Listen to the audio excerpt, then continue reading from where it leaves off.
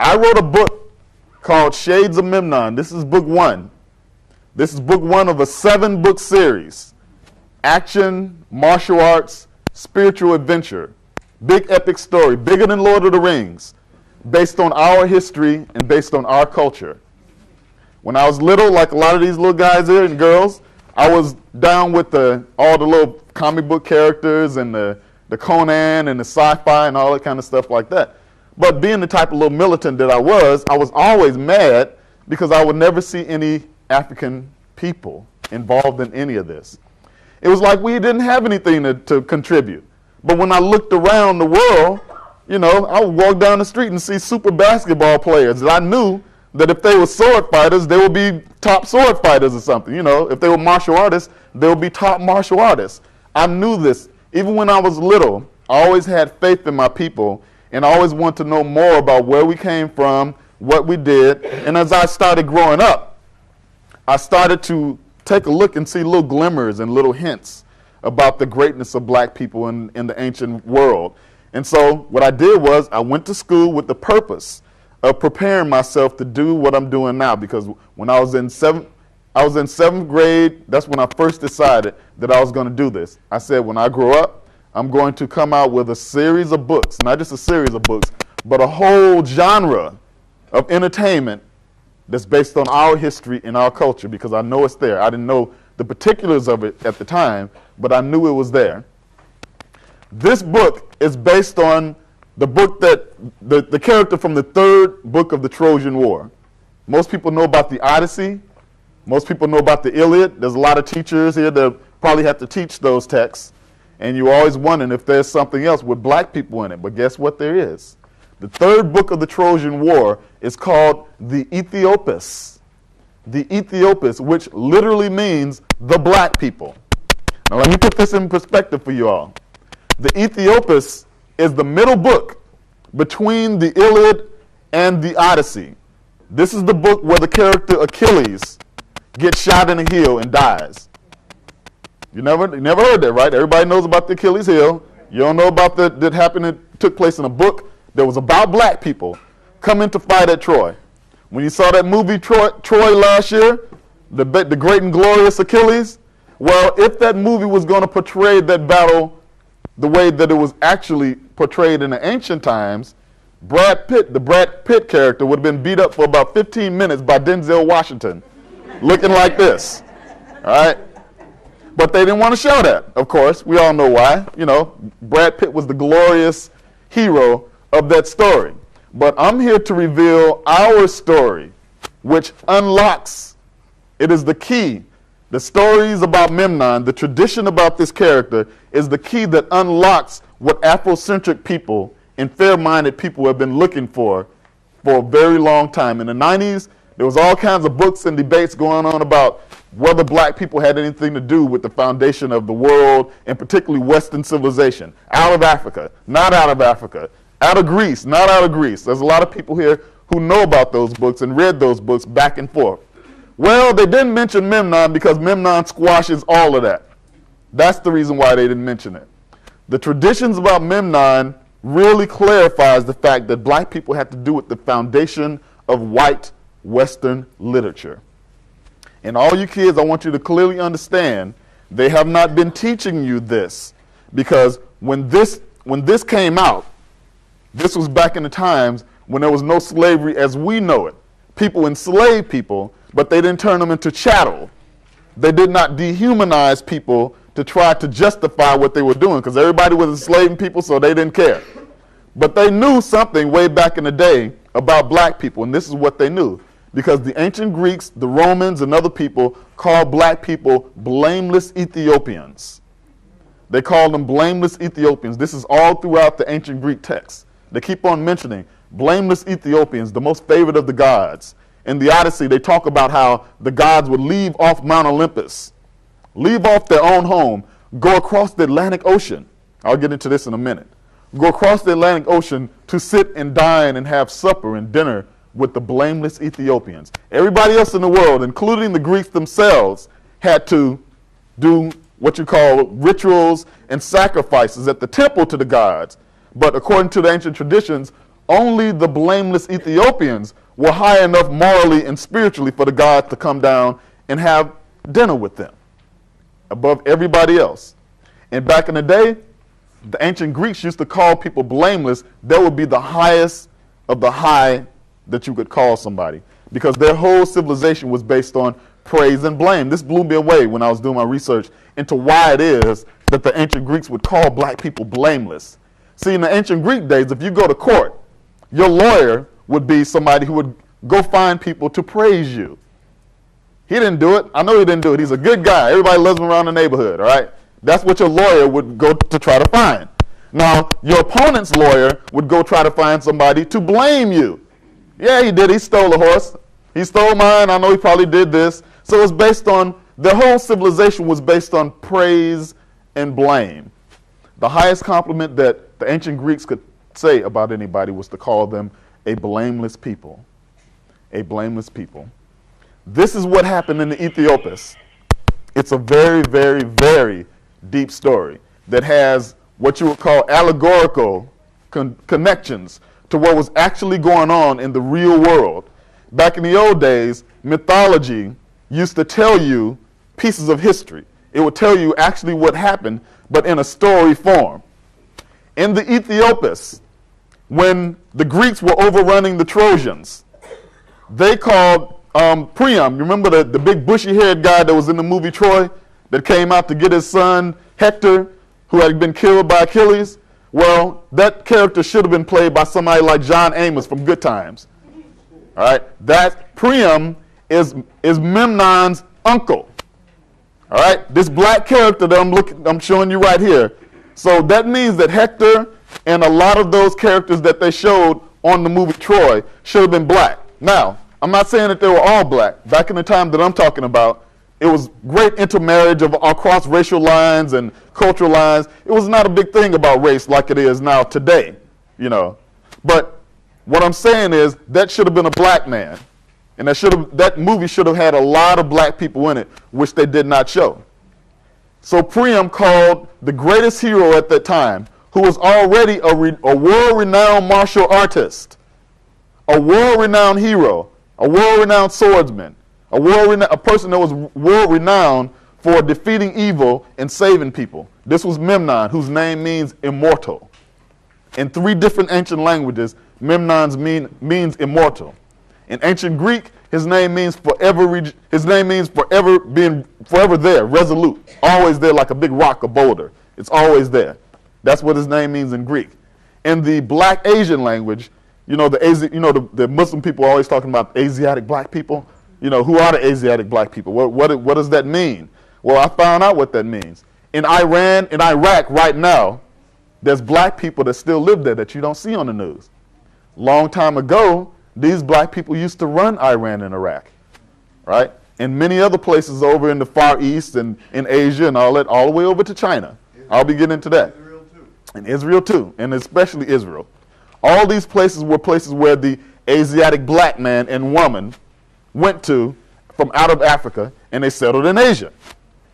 A lot of people think that they was indigenous to Asia too. That could be also. The point of the fact is that there were Asiatic black empires all over this world that nobody talks about. Over in that language, in the language of the Asiatic black people, the Sumerian Elamites, which would be equivalent to the Iran and Iraq area that we know today, Memnon's name means forever regenerating. And in the ancient Kemetic language, in the ancient Egyptian language, his name means Mem-na-un. A mem among the ancient Kemetic people is M-E-M. It's a coriander seed. If anybody knows anything about herbalism and cooking, the coriander seed is considered one of the greatest medicinal things in the world, particularly the black brand of the coriander seed. A lot of people cook it with spices and all that kind of stuff like that, but it has a lot more uses than that. So a mem among the ancient Kemetic people was a little black seed. Na means to go or to go on, and un means living. In ancient Kemetic, this character, Memnon's name, means the black seed that goes on living. Right? All these 3 different ancient languages. His name means all the same thing.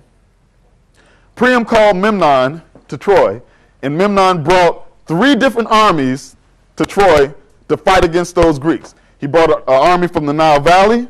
He brought an army from what we know of as Iran and Iraq. And here's the greatest mystery about Memnon. He brought an army from across the Atlantic Ocean, what they say was his homeland. If anybody's read a book called They Came Before Columbus by Ivan Van Sertima, this was the homeland, the ancient homeland of Memnon. Also, this was the ancient homeland of the Atlantean people. The Atlantean people, this is probably the first time that you've heard this out of all the things that you've seen on TV, all the books that you read, but I will tell you something. The only references in the ancient texts about the way the ancient Atlantis people looked was that they were Ethiopians. They were black people. And Memnon was an ancient Atlantean. They called them something different back then. But the big stone heads that you see in Mexico, these are the people of Memnon. They were interacting with the Aztecs and the Mayans and the other people. They just got in boats and came over to America before Columbus. It wasn't no big deal. They try to make it like a big deal that somebody went around the world before white people did. It's really not. Anybody can sail a boat and store some food and some water and get to where they want to go. You don't have to be white to do it. And you don't have to learn it from white people in order to do it.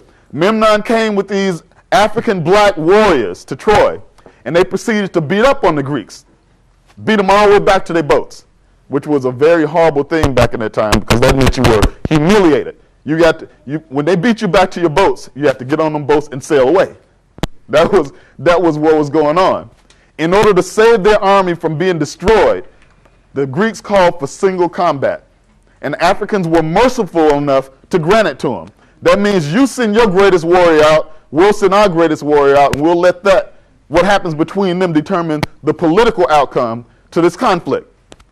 So guess who came out? Achilles and Memnon. There's all kinds of vase paintings of this epic battle that they had. They fought for days. Memnon was getting the better of Achilles. But if anybody has ever seen like Clash of the Titans, the Hercules stories, it always shows the gods interfering and messing around with the human beings, moving them around like chess pieces and all these type of things. According to the Ethiopians, the god Zeus wanted Troy to fall. So he cast a spell on Memnon when Memnon was in single combat with Achilles, and Achilles killed Memnon. Then Achilles got shot in the heel, and he died. And then the Trojan horse episode took place. The Achilles heel and the Trojan horse episode took place in the Ethiopians. There are literally millions of books all over the world that have been rewritten where they wrote the Africans straight out. I know this is probably a shock to a lot of people, but the Ethiopians is real. It was a real document, and there's many, many, many vase paintings and mentionings of the Ethiopians all throughout the annals all over the world. But remember, Memnon's name means immortal. So Memnon's mother, who was the goddess of the sun, Eos, the goddess of the sun. If anybody's familiar with the ancient tale of the battle between the Titans and the Olympians, meaning that they were pre-Greek gods. Before the Olympians, they were called the Titans. Right? If you read my book series, they're black people.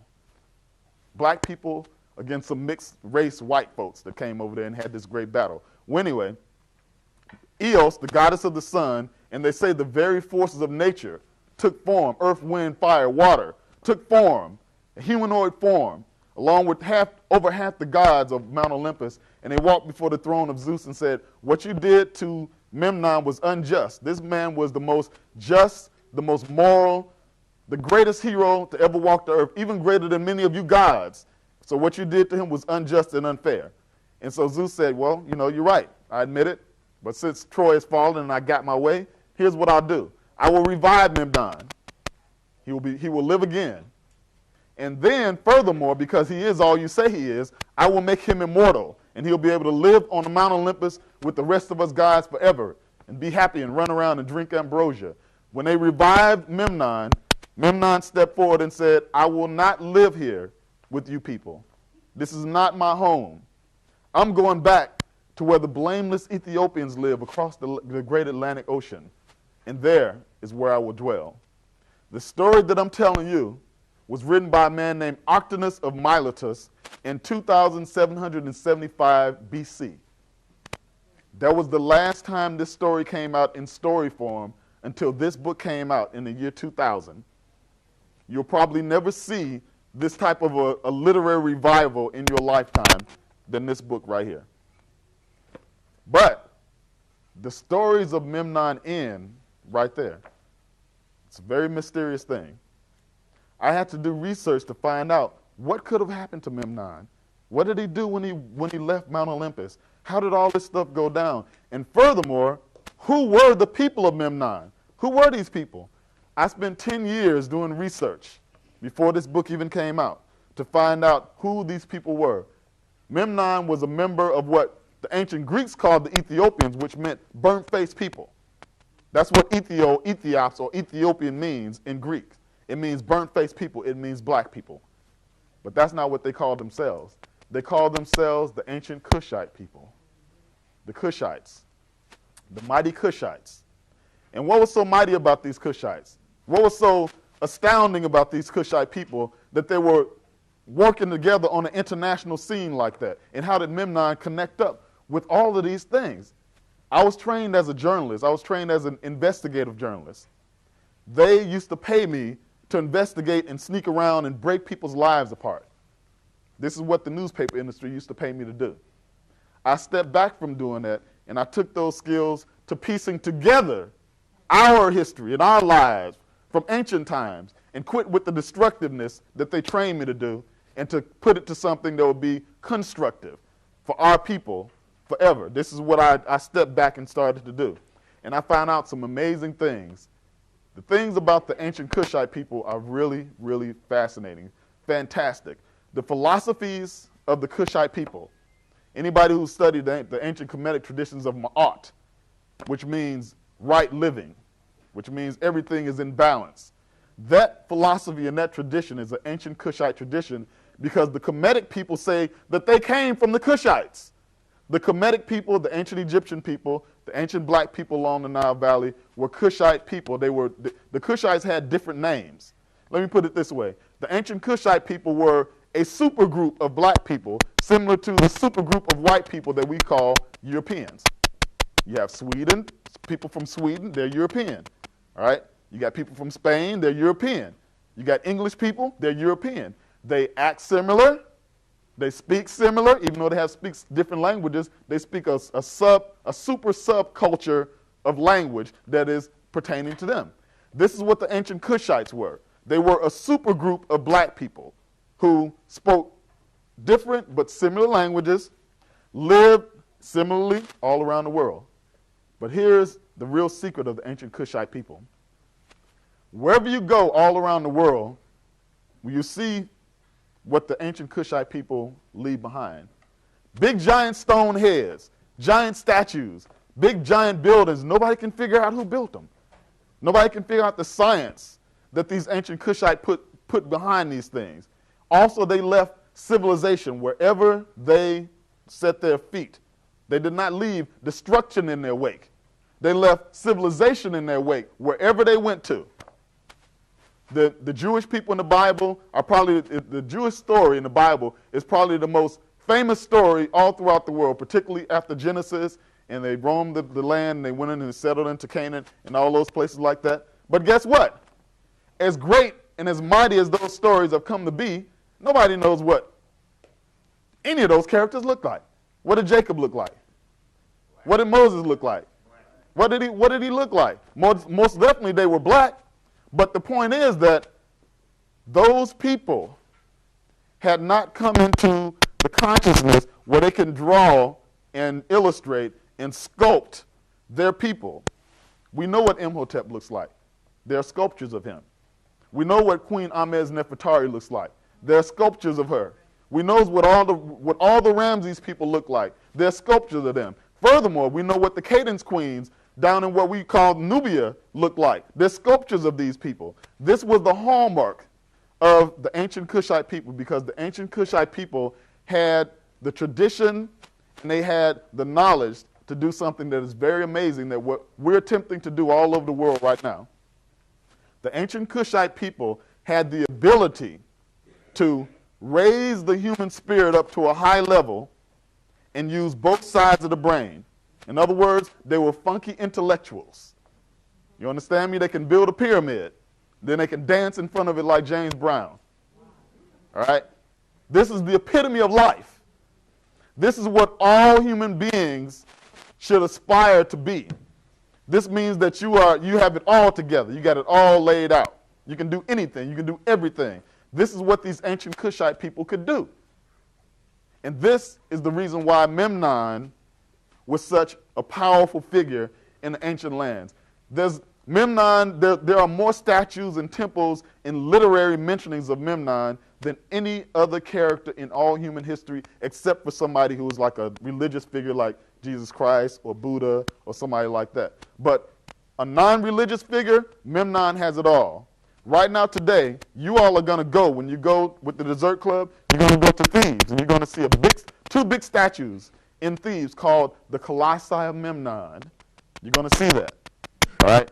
There's also a temple of Memnon in the ancient Iraq area, which I hope they don't blow up.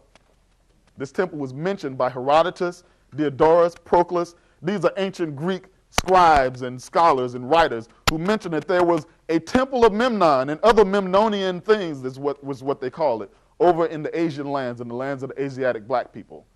There's also mentionings of Memnon's sword being in what we call Turkey, in an ancient tomb. You know, somebody would have to go and find it, like Raiders of the Lost Ark, you know, but a brother or a sister going to do this, all right? This character was known all over the world. And what did they say about this character? Everybody that wrote about Memnon, they say that he was a great savior of human beings.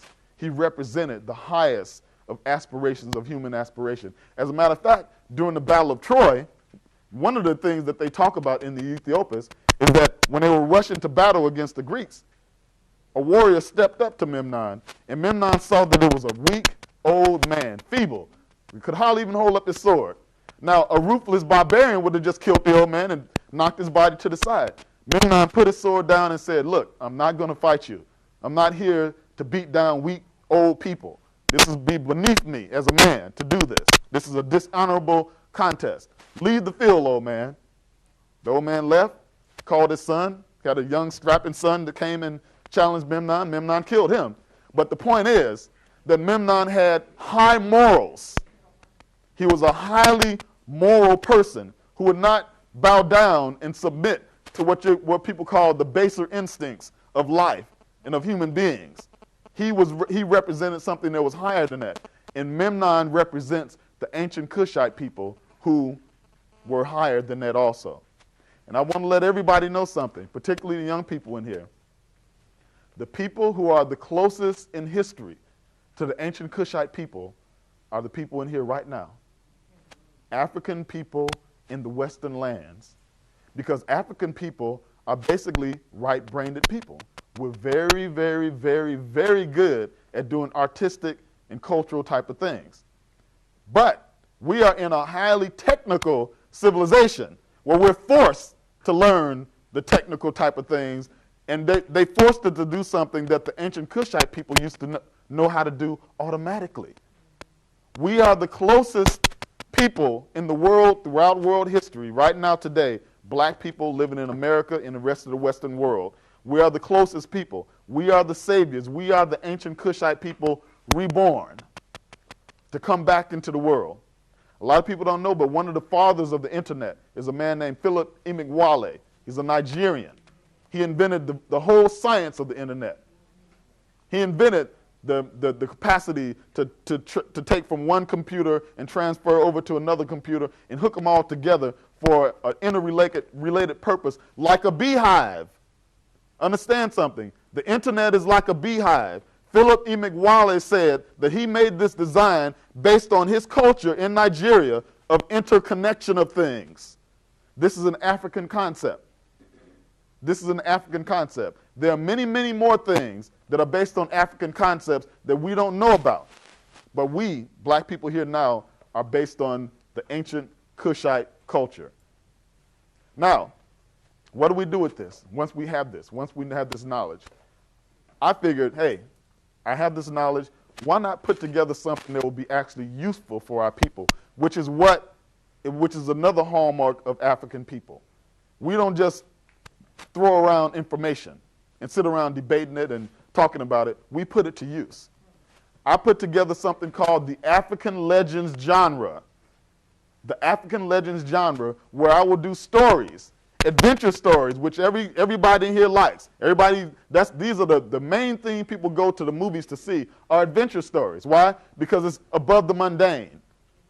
It's above the mundane. It's something that is an epic thing that you want to go and see. Well, now we have epic stories, starting with the Shades of Memnon book series, that are based on our history, that are based on our culture. In the book, it begins with a young man living here in this age, in this time, right now. He's about 16 or 17 years old. He's been shot. He's laying in the hospital. He's hovering between life and death. And what happens is when he's in this state, and it's his parents and everybody's gathered around him crying because they think this is it for this young man. But while he's in this state, this ancient ancestor appears to him, and it's Memnon. And he says, you're in this state, where you can hear me, you can see me. He said, what I'm going to do is I'm going to try to get you to want to live. I'm going to take you by your hand, your spirit by the hand, and I'm going to take you to my life, all the things that I accomplished and all the things that I overcame in my lifetime. And I want you to use this to inspire yourself to overcome the things that you have to overcome in your lifetime. And I want you to use this as strength to strengthen yourself to wake up and get off this hospital bed and go out, not only for yourself, but go out and tell my story to the rest of the brothers and sisters out in the world. And so he takes the young brother by the hand, and they go back in time. And he goes and he sees this young man who's a student. The story starts out in school. All right? You read all these other stories about barbaric people. The stories start out, they riding a camel in the desert, or they sitting out toasting a lizard over an open fire or something like that. This book series starts out in school with young people, young black people in school, right? It's not a perfect type of situation. The young Memnon that's introduced to this young brother, he's got an attitude problem. He's got attitude problems. He hates the fact that they're starting to let people who are not black into his school. Right. Reverse racism is what this young brother's feeling. But his teacher teaches him, never judge any creature by the way it looks. All creatures in this world, everybody, including man, have their own path, and it's not based on how they look. So this young man has to go through character development himself. He has to overcome these things, bad attitude, everything, being a young black man that we go through. He overcomes all of these things. And what happens is, this is the son of the Memnon of Troy that I just described. It's his son. He grew up without his father. Nobody knows what happened to his father after Troy. The thing that's going on is people are saying that he's still dead. What happens is, this young brother, he wants to become a warrior, even though he's a great scribe. He's a very, very good with technical things and stuff like that. But he wants to be a warrior also. But his mother forbids him to be a warrior and learn any type of martial arts because that's how she lost his dad. Of course, being a young brother he snuck behind her back and learned martial arts anyway. And what happens is one day he comes home and he sees his mother's the port mistress, means that she takes the taxes from people coming in to trade into ancient Kemet on a certain part of the port.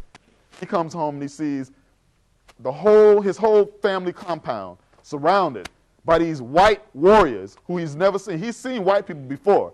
I want to understand something. When you read Shades of Memnon, it's a cosmopolitan thing. You have the ancient world interacting, everybody interacting together, which is the way it really actually was. There was no segregation like what we see here now. But these white warriors that he sees are people he never saw before. They have these strange weapons, and they're fighting his mother's people. And he walks in there and has this great, tremendous battle with them. He gets subdued. But what happens is he's about to be killed. And out of the crowd of these white warriors comes a black man with a white robe on, like a Kemetic priest. This Kemetic priest grabs him and says, why is it that you fight so well? Why is it that you're so astounding? You're clearly untrained, but you killed dozens of my warriors, And so he asks him, who are you and, where you come from? And he finally admits that he's the son of the Memnon that fought at Troy. And he says, now I know why you're so bad. The people that I'm affiliated with would love to see the seed of Memnon erased from the world, but I have other plans. What would be the greatest revenge against your father but to take you, you're the image of your father, train you up to be an evil warrior, and set you out in the world to do our bidding? That would be the greatest thing against your father, because your father caused us so much trouble. He battled evil. This man is part of an evil coalition that's all across the seas of the earth. And his father was the one that kept them in check. And so he takes this young boy, puts him through all these fantastic trials, martial art, very dangerous martial arts training is based on real stuff in the real world that the ancient Kushite people did then and still do today. You want to find out more about that? You got to read the book. Young boy, he gives him this woman, this really fine, super fine sister that's working for him, and she's an evil sister, and she tries to twist the brother up, using the things that sisters can do to twist the brother, if they so choose, all right? And the young brother, what happens is, the young brother finds out during the course of all this, and they take his sister also, and use his sister to coerce him to do this evil bidding for this evil coalition of people. And this is a coalition too. They take this young brother and they do a rebirth ritual with him. They send him through these tremendous martial arts trials. They put him on this big mountain on top of this big white slab. He's a coal black brother, right? They oil his body up with these special herbs and oils all over his body, and they strap him down. They leave him there in the sun for months. And what happens is this oil that's on his body, on his skin, because of his melanin, is able to extract the very energy of the sun. It goes in and makes his bones hard as steel, unbreakable. And they take this young brother and they throw him into this cow skin. The ancient Kemetic people used to have this ritual of rebirth where they would put you in a cow skin, they'll stitch you up, pour these oils all over you and stuff like that, and when they crack it open, you're a rebirth. They take him before, they put him in this thing, this cow skin, and they take him before, he doesn't know where they're taking him, but when they cut open the cow skin, he comes out, and he finds himself standing before an international coalition of people. The brother, the Kemetic priest that went against his own people, sitting on the throne, and in front of him, you see Native American people, you see Asian people, you see Arabic people, you see white people, a big international coalition of gangsters. And he's standing in front of them, and he has to tell them that he will work for them. And they have this big rejoicing, big giant celebration, because now we have Memnon, who we could not defeat his father, but we have the son who is going to work for us. But what happens is, during the course of this story, the young brother finds out that his father is actually alive. That's one thing he finds out. The second thing that he finds out is that his father's friends are there to help him. So they secretly help this young brother. They give him these fantastic swords, the swords that he's holding right here. They're called the claws of Sekhmet. What they are, they took the spirit of an ancient, anybody ever heard of the ancient Kemetic deity called Sekhmet? There's an ancient Kemetic deity called Sekhmet. She's the sort of like a demon, a deity of fire. She represents the forces of nature that represents fire, the fire inside of human beings, the fire and the flame, all these kind of things. And ancient Kemetic people and other Kushite people used to call forth this energy within themselves to defeat evil. And so this energy, which is conjured in front of him in the form of this big giant flaming cat creature, and they infuse that energy inside his swords. And so these swords, when he's fighting with them, the swords scream like a cat. And the demons run. And the white people run because now they hear this brother is in town. So the young brother finds out that his father's alive, and then he breaks free. The first two books are about this whole epic journey, how this brother goes from ancient Egypt to Asia to Europe to the islands in the Mediterranean. The second book, he goes all the way over to Spain. The third book, which I'm finishing up now, he does all that over again. He comes over to the Americas, and he battles his way from South America to Middle America, all the way up to what we know of as almost to Canada. This young brother, he meets different Native American people. That's the hallmark of the Shades of Memnon series and the African Legends series. It's similar to the Black Power movement and what we call the Civil Rights movement, where black people kicked the door in, and then all these different people started pouring in. When you read my book series, the African Legends series, it is not like the white people's Eurocentric literature. I show all people, and I give honor to all people all over the world. There's no reverse thing similar to what white people did. So the story is a super epic. It's not just an epic, it's a super epic. There's nothing ever been written even remotely like this. When I sent this book, the manuscript, to Bill Duke in Hollywood, this is a brother that directed Hoodlum, Deep Cover, A Dry White Season, not Dry White Season, but A Rage in Harlem. The brother called me back and said, you know what, brother, I've been out here in Hollywood for 30 years, and I've never seen anything like what you have done. You have created a masterpiece. You have created something that's going to be an epic for black people. The same way they celebrate this Lord of the Rings and all this, this is what we have that you have created. He said, whatever you want, I'm down with you. You got a script? I said, no, I don't have a script yet. I just got the book right now. He said, well, good. What do you want me to do? I said, I want you to write the introduction to my book. And so he writes a really, really great introduction to this book series. And he's going to be the person that I'm working with now to pull together what's needed to actually have our own genre of entertainment. Can you imagine that? Turning on a channel, all right, where you, just like you turn on the sci-fi channel, all right, you turn on the African Legends channel, all right, and not only do you see Memnon, but you see out of the now 15 years that I've been doing research and writing in the African Legends genre, I found some super amazing characters from our history that are way beyond anything that white people or anybody else has. There are people in this world that have done things like, y'all seen the thing with Jack Johnson? The Jack Johnson story that came on PBS?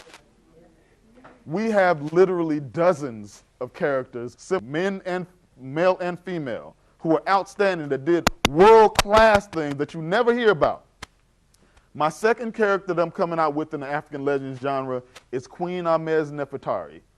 A lot of people never heard of you. You heard of a Nefertari that was connected to Ramses II. You heard of a Nefertiti. And I see a lot of sisters wearing her little bust around their neck and all that kind of stuff like that. And then there's Cleopatra.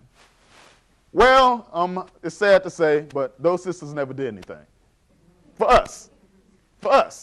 They were very famous for hobnobbing with white people and doing this and that and stuff like that. But what happened to all the sisters who were more like, Miss Bethune or people that worked for us in the ancient times? What happened to them? Well, it turns out that the white people who used to control all the information made sure that if we did know about them, we were so emotionally hung up on these other things that we didn't ask the proper questions. Like, for instance, if Cleopatra was black, was she something like Condoleezza Rice? You know what I mean? Who's not really, she's black, but is she really black? You know what I mean? Is she really working for us? No. If Cleopatra was black, which there was 9 Cleopatras, so take your pick. None of them worked for us. Queen Ahmez Nefertari, 18th dynasty, around 1535 BC. Her family fought off these people called the Hyksos people, who had invaded the northern part of ancient Kemet and took over for over 100 years. But they never could take over the southern part from Thebes on down, where the blackest of black people lived, and the most powerful.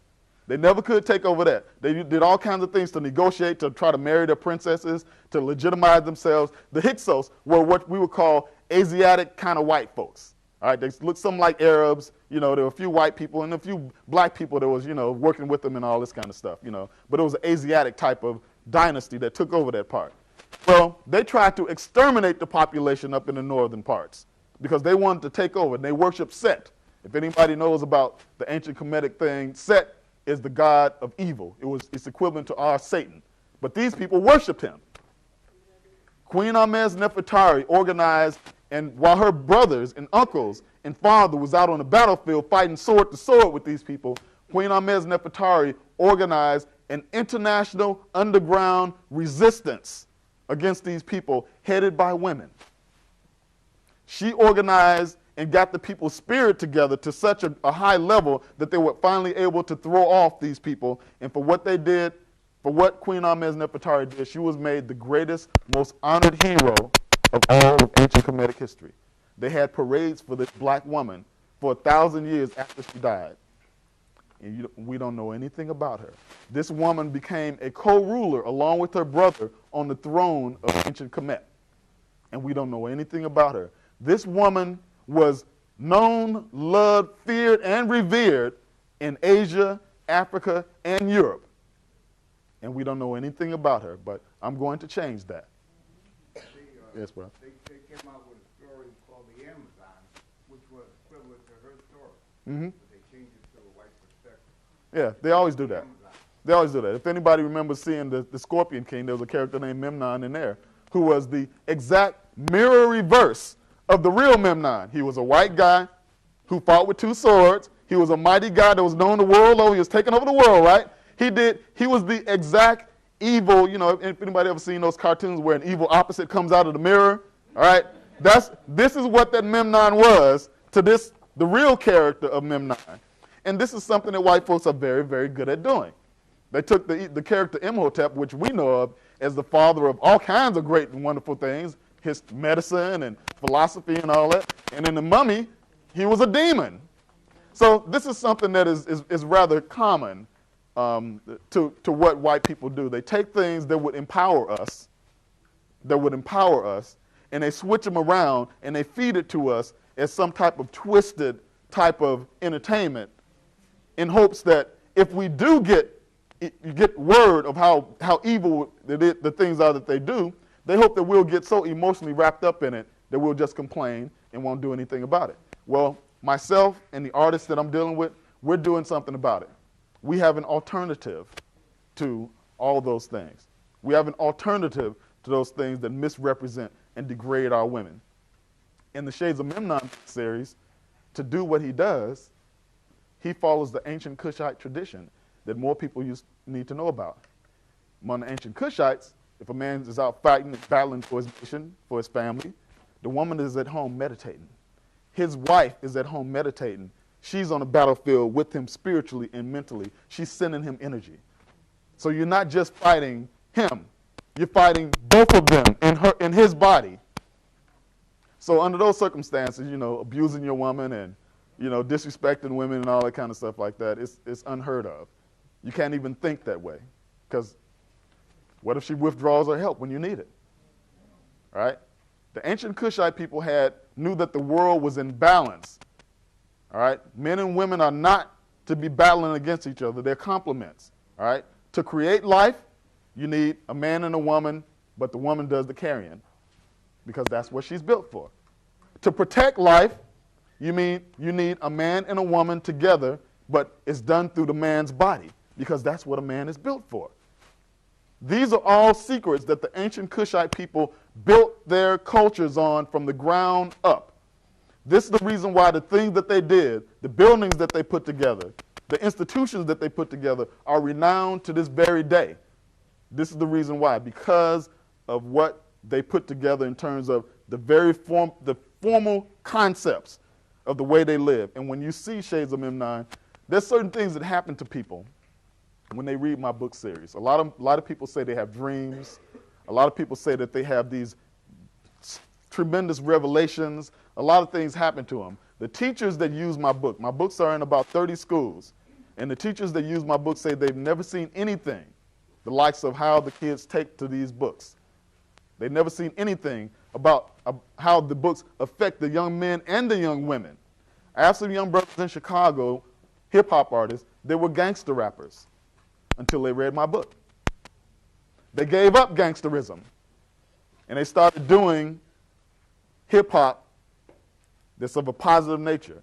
They wrote a hip-hop soundtrack based on this book, which we use in the schools, which we want to use across the mediums and everything. The hip-hop soundtrack is so great, so fantastic. It's like, what if KRS-One and Earth, Wind, and Fire did a hip-hop record? For the older people in particular, if you remember the message music of the 70s, where it wasn't just the message, it was the fact that the artistry was of such a high level that you could preach back then and nobody would get mad. All right? If the artistry is of such a high level, and we can do that. We can do that because we got it like that. We are the reborn Kushite people, and we can do this.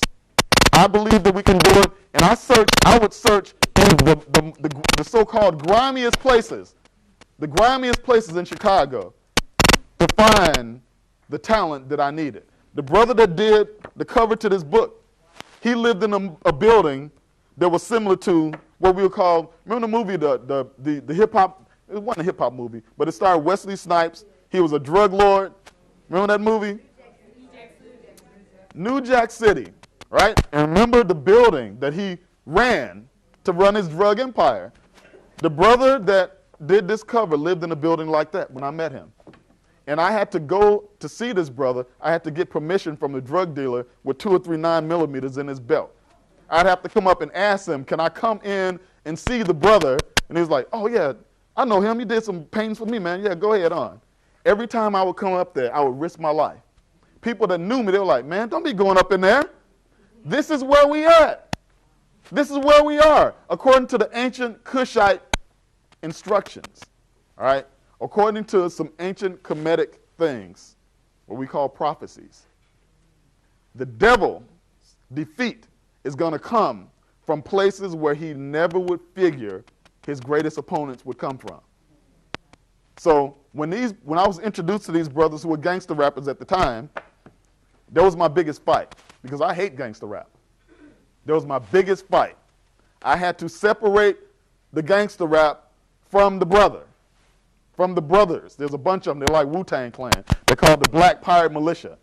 I had to separate that out and deal with these brothers as black men, knowing that they were spiritually and historically black people, and give them what they need and let's see what they did with it. And here's what they did. They called me up a month and a half later, and I heard brothers in the background. They were laughing and joking, slapping hands, and they said, there's the chorus to the track, man. Dark like the shade of no other, dark like the shade of my father and my mother, dark like the shade of my sister and my brother, dark like the shade of his color, the shade of Memnon. This is what they did for me over the phone. And when I came there in a few days, they played the whole track for me, and I was crying. And not only that, but these brothers was crying. And you know what they were telling me? When I first met them, they were calling me Poindexter. All right? Who is this professor who's come here to bother us and harass us, right? When I came back to speak to them, these brothers were embracing me. They were saying, Brother G, we never seen anything like what you introduced to us. We can't gangster no more. We can't be gangsters no more. Memnon is a martial artist who is a vegetarian. These brothers started taking martial arts, started changing their diet, all right? They started doing a lot of things, man, and they have changed their lives. The brother that was in the New Jack City type of building, painting this painting unleashed such a spiritual revolution in him, he was able to paint his way up out of a rut and paint his whole family out of that building. All right? Similar things have happened all throughout. I can give you hours and hours of anecdotal things that have happened during the course of how this book has come out and how it has affected people. About 35% of the people who read my book are women, are females. And they always tell me the same thing. You know what? This gives me hope that there's Memnons inside of all brothers. Right? That Memnons are inside of all brothers. Memnon had such a bad attitude in the first part of the book, they were familiar with that. But as they kept on reading the book, the sisters found a brother progressed. These are the type of things that African artistry used to do. All right? This is the hallmark of what has saved us since they brought us off those slave ships.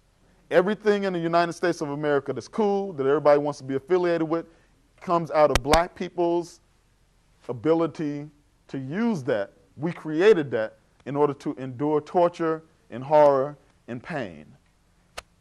Their pleasure comes from our pain. The whole world's pleasure comes from our pain. We let it slip over the last 20 years. We let things slip. Middle class people, people who had money, people who were of the upper crust, they ignored hip-hoppers. They ignored them. There were people like KRS-One and Public Enemy and people like that could not go to middle class and upper class black people and ask them for money to start the record thing that they wanted to do. They couldn't go. They would say, this hip-hop stuff, I'm not down with that. This is not real music or whatever. And who was on the side while all this negotiation was going on, rubbing their chin saying, It was the white people. And as soon as they got a hold to hip-hop, they took people like KRS-One and Public Enemy, and they sent them out the door. And what did they do? They grabbed the same type of imagery that their fathers and their mothers were used to being entertained by. Young people, you should know. I don't know if people have told you the horrible truth, but the beginning of the media system in the United States of America was always based on our degradation. The greatest, what they call the most popular form of national entertainment was called the minstrel shows. All right? These were shows where people, black people and white people, would put on face paint, shoe polish, coal, all kinds of stuff to make their face a parody of black people and paint big red lips on their faces and walk around being fools. This is supposed to represent the way black people are. And guess what? White people that came from all lands all over the world that came to America, they had folk dancing and folk songs and polka and opera and all that. They all came and got down with the degradation of black people. That became the most popular thing to go see. What they call the first epic movie in the United States of America was called The Birth of a Nation.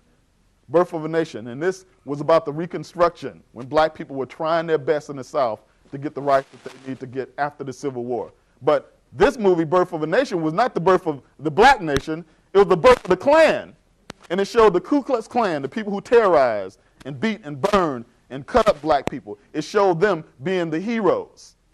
All right? That's what this movie, which was held, and this wasn't no fringe type of thing. This was a mainstream, all the white people, United States presidents, all the senators, all these people were celebrating this film saying, oh, it's just so true. We need the Ku Klux Klan to keep these niggas in line. This is what they were saying. The first talking movie, all right, Birth of a Nation was a silent movie. The first talking movie, all right, was called The Jazz Singer. It starred this white man named Al Jolson, who was a blackface singer. He would paint his face in black and sing and dance and do parodies of black people. All right? What I'm trying to get to you all is the sons and the daughters, the children of the people that put all this out, are the ones that control hip-hop. Y'all understand me? The people that did all these terrible things when the media system first got started, portraying black people as subhumans. These are the same people that control the music that you all buy and distribute and love so much. They control that. And so that means that they would take, just like in the old times, they would take a person like Paul Robeson, who was a Superman compared to anybody in the whole industry of entertainment. All right? He could sing, he could dance, he knew about 18 different languages. He was a super handsome, super brother. They would take a person like him, throw him out the door, and call in somebody called Step and Fetch It, who would act like a buffoon, and they would hire him and make him rich. All right? I'm hammering this into the ground because I want you all to know, particularly you young people, the white people that supported this are the same people that control hip-hop. So what do? We have to come up with our own alternate forms of getting our material out and getting our messages out. And this is what is going on with the African Legends genre. I have people right now who are creating Memnon in animation. All right? I have people who are creating video games. All right? We're going to have a reverse of what was going on with us in the ancient times. Why is that? We're going to have a reverse because we are now awake. We're awake. And Brother G is not the type of person that sits around and debates and talks all the time. I'm not a talker, all right, except for when I do these type of things. I'm a worker. I create things that we can actually use for the African village. This is what I do. Thank you all. I'll take some questions. In order to do the type of things, the powerful things that you're talking about, in order to make something like a school system take you seriously, you have to come in with something that's so overwhelming that when they look at it, they have to look and say, you know, if I diss this, I'm going to look like a fool. So I have to do something with it. Your stuff has to be very powerful. It has to be as powerful as we black people have traditionally been. Why is it that music is known all over the world from different people all over the place, but when black music plays wherever, China, Japan, whatever, everybody's like, they want to be black, right? Why is that? What is the reason for that? But we'll never really know. What we do know is that this is us. And when we come correct like that, when we come from the deepest part of us, it comes out in such a strong wave of universal power that it overcomes and it overturns and it washes over the things that oppose us to such an extent. But we have to come strong. We have to come strong. There's too many people out here who are trying to do things to uplift the race and uplift the people and uplift the world, and they're coming weak. You don't come weak. This is a warrior. You see this? This is a warrior. He's a gangster killer. All right? The book is not bloody and gory, but bad people get their heads chopped off. You see what I'm saying? You have to come strong. You have to give strong imagery. If you are moral, if you believe in some type of morality, you have to uphold it in a very, very strong way. If you come in weak and wishy-washy, people are not going to take you seriously. That's the reason why Jack Johnson was able to fight and battle his way all across the world without getting killed. Why? Because those white men looked in his face and said, you know what? If I try to kill this man and I don't get him the first time, he's going to kill me. They knew that. This is our secret strength. It's not based on the what we think is based on. It's based on something so deeply and so spiritual. The best thing that I got from that Jack Johnson special was when he told this reporter, he said, no matter what you write about me, write, I was a man. Write that I was a man. And what does being a man mean? A man from an African perspective in particular, what they teach you when you go through African rites of passage is you are not yourself, you are your people. You don't count. Your people count. So when people rush up in here to try to take us over and try to do us over and take our women and stuff like that, let them know that you might fall and you don't care about falling. But you're going to make sure that all of them going to get wiped out. All right? This is what traditional African culture based on ma'at, based on high morality, is based on. It's not just a turn the other cheek. It's not just a we are the world type of thing. There's a hammer and a fist within traditional African culture that keeps things going. But the hammer and the fist is not directed inward towards us and towards our women. It's directed outward towards the people who would stomp on us. So this book series and the whole African Legends series has a warrior vibe to it that has been missing, that people don't talk about. Did you know that Harriet Tubman, some of the greatest things she did, she saved more people after the Civil War than she did during the Underground Railroad. This sister would lead black people and white people on raids to free people, all right? She would be in there gunslinging. She was doing stuff like James Bond in disguise, right? Okay? But who's going to put on TV the real story, of a sister with a big old giant gun with a neck on a white man's head pointing at his face saying, now, where he at? Who's going to put that on TV but us? All right? They're not going to do it. The Haitian Revolution last year was the 200th anniversary of black people doing something that was the most miraculous thing in human history as a group of people, and we don't know about it. Nobody celebrated it. These black people got tired of getting worked to death, which was the policy of the Caribbean. It's cheaper to work them to death and get some more black people in here than it is to try to breed them like they did with us. These black people got tired of that. They had a big old Vodun ritual, all right? Big old voodoo ritual, as we would call it. The real word is Vodun, and it's not some superstitious devil worship type of stuff. It is a spiritual empowerment program based on black people's history and culture. They had a big old Vodun ritual where they sacrificed 100 wild boars, big black boars with big giant tusks, all right? They cut the throats of these boars, and they smeared the blood of these savage animals on the black men and gave them a machete, because that's all they had. A machete and a little axe or a hoe or something that they used to use on the field. And they ran out into battle and ran up against people who had muskets and sophisticated swords and all that kind of stuff like that. And what happened in the end of the war? 75% of the white men that were sent there to fight them were buried there on that island. And they defeated the British army, the Spanish army, and Napoleon's French army, stomped them into the ground. As a matter of fact, one day they were bringing some notorious Indian people, half Indian, half white people, that were known from Mexico for hunting down black people using these big vicious dogs. Toussaint L'Ouverture was looking through a spyglass at them unloading these dogs out onto the dock. And he said, you know what, to one of his compatriots, I'm going to make these white people eat those dogs. 7 months later, he was looking through that same spyglass.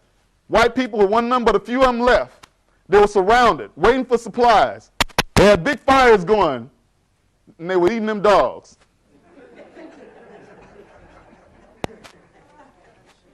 The greatest hero of United States of America history, his name was John Horse.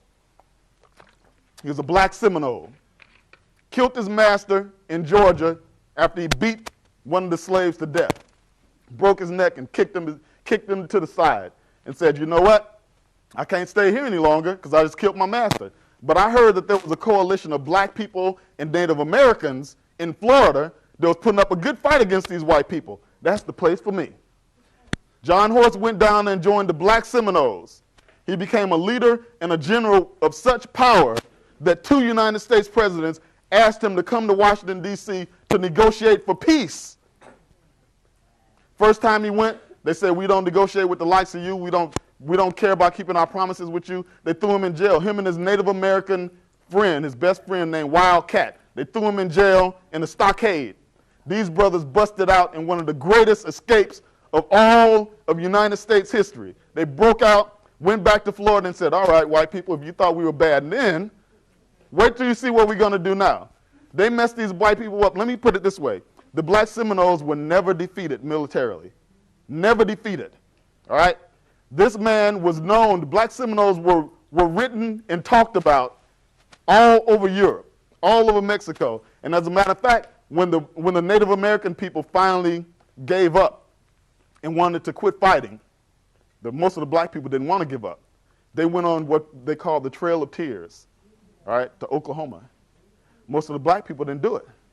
But the Native American people was their backbone in terms of their food and stuff like that, so they couldn't stay there. The president of Mexico at the time said, you know what, we heard about how bad you all are.